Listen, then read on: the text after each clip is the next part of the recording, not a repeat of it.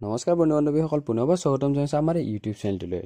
বন্ধু বান্ধৱীসকল, আছাম ডাইৰেক্ট ৰিক্ৰুটমেণ্টৰ যি প্ৰথমটো পৰীক্ষা হ'ল তাৰ OMR ছিটবোৰ কেনেকৈ চেক কৰা হ'ব সেইটো বিষয়ে আজিৰ ভিডিঅ'ত আমি আলোচনা কৰিম।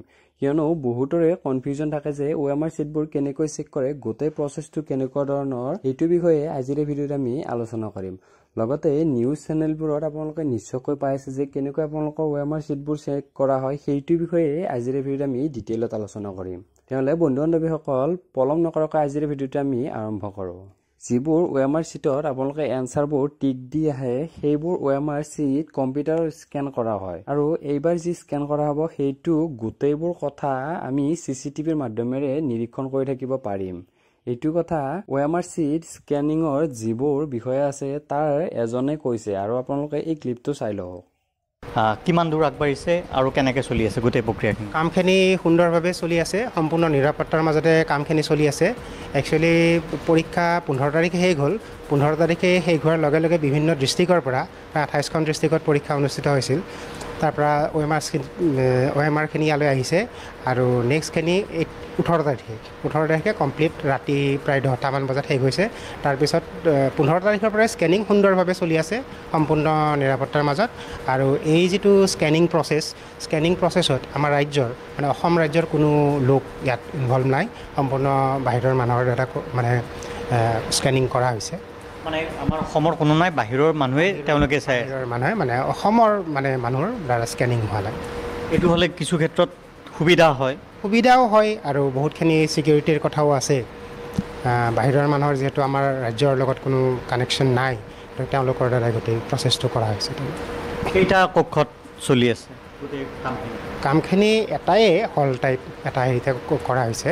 আৰু প্ৰায় স্কেনিং প্ৰচেছত যি শুনিছোঁ, আমি যিখিনি খবৰ পাইছোঁ সেইখিনিত প্ৰায় 65-70মান ল'ৰাই কাম কৰি আছে। 35মান স্কেনাৰত কাম কৰি আছে। আৰু যিখিনি প্ৰায় প্ৰথম পৰীক্ষাটোত প্ৰায় 11 লাখ পৰীক্ষাৰ্থী আছিল। 11 লাখৰ ভিতৰত আই থিংক 9 লাখমান মানে এপিয়াৰ আছিল নেকি, মানে একজেক্টটো মই নাজানো, এপ্ৰক্সিমেট 9 লাখৰ যিটো স্কেনিং তেওঁলোকে খবৰ দিয়া অনুযায়ী 3-4 দিনৰ ভিতৰত মানে কমপ্লিট কৰিব। আৰু কোনোবাই চাব খুজিলে এইখন ডিছপ্লেত চাব পাৰিব, যিখিনি চাব খোজে এই যিখন আমি ডিছপ্লে লগাইছোঁ ইয়াতে ডিজিটেল ডিছপ্লে, তাতেই চাব পাৰিব। মানে স্বচ্ছতা আৰু নিকাভাৱে যিটো চৰকাৰে কৈ আছে, স্বচ্ছতা আৰু নিকাভাৱে সম্পূৰ্ণ নিৰাপত্তাৰ মাজতে স্কেনিং প্ৰচেছ হৈছে, তাত মানে কোনো দুবিধা নাই।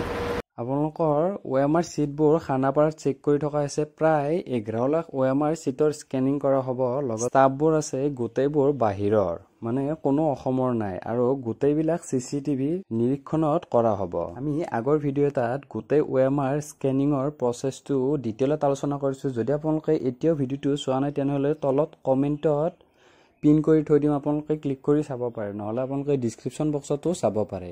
আৰু যদি আপোনালোকৰ ইয়াৰ পিছতো কিবা কনফিউজন থাকে আপোনালোকে নিশ্চয়কৈ তলত কমেণ্ট কৰি জনাব বুলি আশা কৰিলোঁ। এইবাৰ স্বচ্ছ আৰু যে নিকা হ'ব সেইটো কথা আমি বিশ্বাস কৰিবই লাগিব, কিয়নো এইবাৰ CCTVৰ নিৰীক্ষণতে গোটেইবোৰ স্কেনিং কৰা হ'ব আৰু গোটেইখিনি আপোনালোকে চাই থাকিব পাৰিব। তেনেহ'লে বন্ধু বান্ধৱীসকল, এইটোৱেই আছিল আপোনালোকৰ OMR ছিটৰ বিষয়ে, মানে আপোনালোকৰ OMR ছিট কেনেকৈ স্কেন কৰা হ'ব।